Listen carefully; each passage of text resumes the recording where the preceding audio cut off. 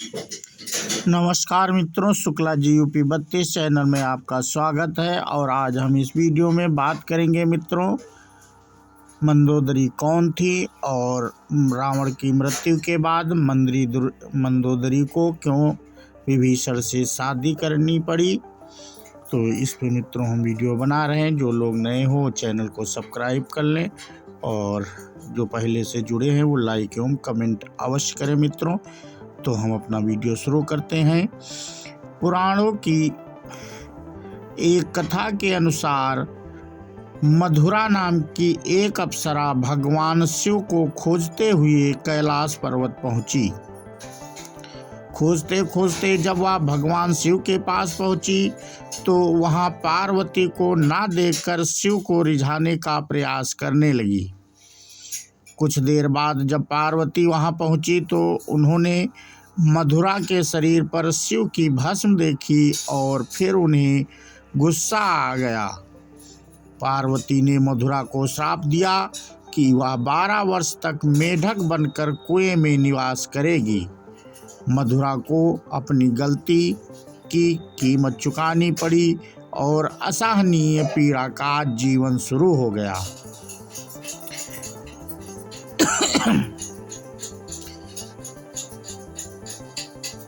ऐसे बनी मधुरा मंदोदरी। जिस समय ये सारी घटनाएं हो रही थी उस समय दैत्यराज मायासुर अपनी पत्नी के साथ कैलाश पर्वत पर तपस्या कर रहा था। दोनों की पुत्री कामना के लिए तपस्या कर रहे थे। 12 वर्ष तक दोनों तपस्या करते रहे। इधर जब मधुरा का श्राप समाप्त हुआ तो वह कुएं में ही रोने लगी। सौभाग्य से असुर राज और उसकी पत्नी दोनों ही कुएं के पास तपस्या में लीन थे। रोने की आवाज़ सुनकर वह कुएं के पास गया। वहां उन्होंने मधुरा को देखा जिसने पूरी कहानी सुनाई।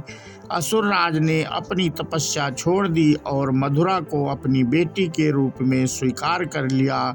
मधुरा का नाम बदलकर मंदोदरी कर दिया। महल जीवन और रावण से मिलन। मंदोदरी को असुर राज के महल में राजकुमारी का जीवन प्राप्त हुआ।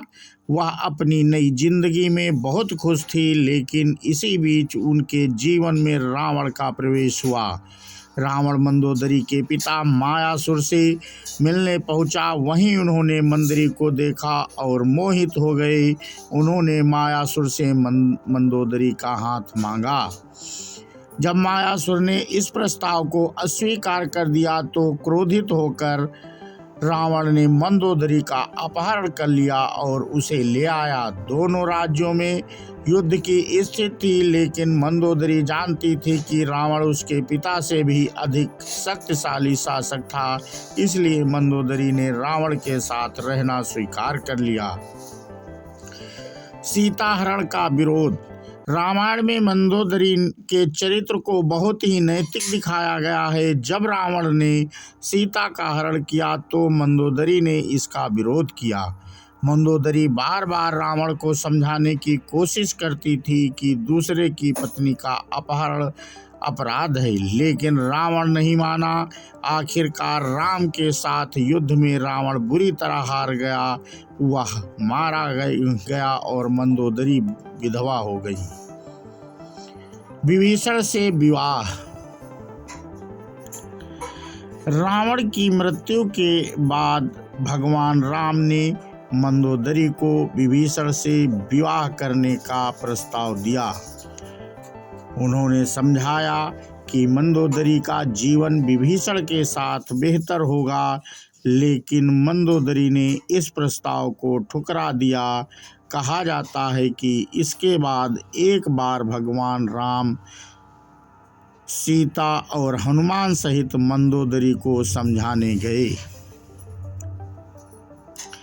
तब ज्योतिष शास्त्र की विदुषी मंदोदरी ने महसूस किया कि धार्मिक और तार्किक रूप से, नैतिक रूप से सही देवर विभीषण से विवाह करना गलत नहीं होगा।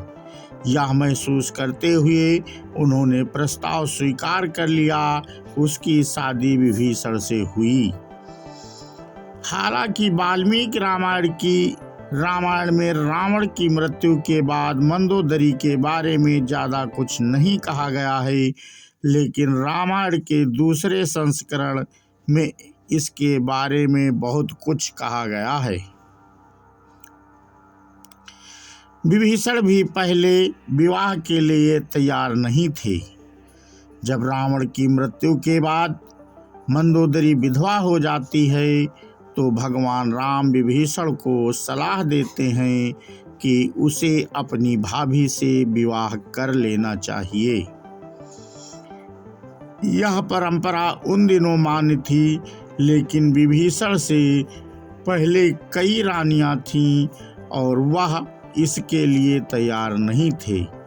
यह भी कहा जाता है कि यदि विभीषण ने यह विवाह किया होता तो उसे अपने भाई के स्थान पर लंका पर शासन करने का नैतिक अधिकार मिल जाता।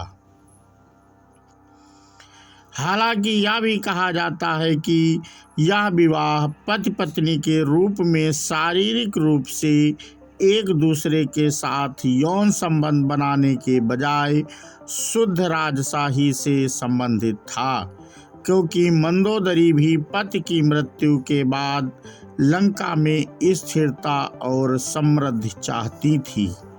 वह शत्रुता के बजाय राम से मित्रता चाहती थी। उन्होंने कभी भी रावण की मृत्यु के लिए राम को जिम्मेदार नहीं ठहराया। एक कारण यह भी बताया जाता है कि रावण की मृत्यु के बाद मंदोदरी ने भी अपनी चिता के साथ सती होने जा रही थी, लेकिन राम ने उसे रोक दिया, जिसके बाद मंदोदरी के पास अपने देवर से शादी करने के अलावा कोई विकल्प नहीं बचा था।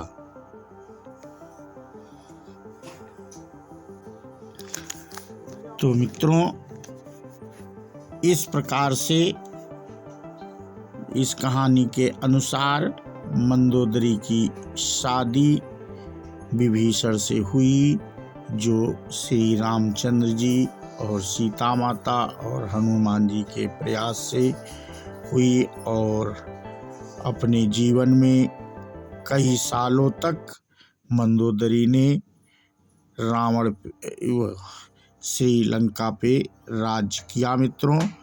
और हमने इसमें आपको यह जानकारी दी। ये वीडियो आपको कैसा लगा तो आप हमें अवश्य बताएं मित्रों, कमेंट करके।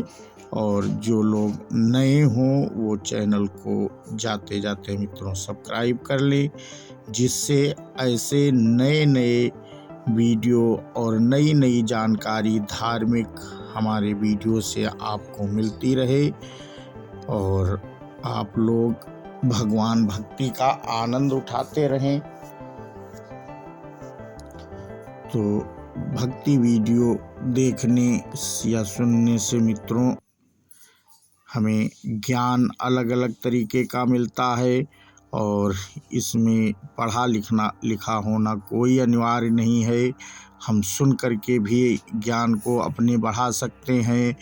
और कहीं भी यदि धार्मिक ज्ञान है आपको, तो कहीं भी किसी भी सभा में यदि धार्मिक बातें चलती हैं और आपका ज्ञान है आपको धार्मिक से संबंधित, तो आप वहाँ अपनी बात कह सकते हैं और आप लोग सभ्य भी समझेंगे, क्योंकि किसी भी प्रकार का हो संवाद, उसमें आप यदि सही समय पे सही प्रश्न का उत्तर देंगे मित्रों, तो आप उच्च कोटि के भी बन सकते हैं।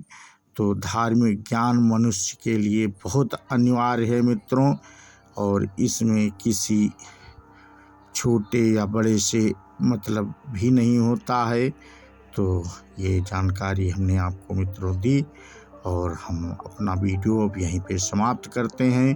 बोलो श्यावर रामचंद्र की जय, हनुमान की जय, सीता माता की जय।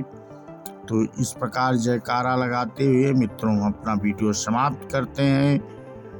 बोलिए जय भारत, जय हिंद, वंदे मातरम मित्रों। और हम अपना वीडियो यहीं पे समाप्त करते हैं। जय हिंद, जय भारत, वंदे मातरम।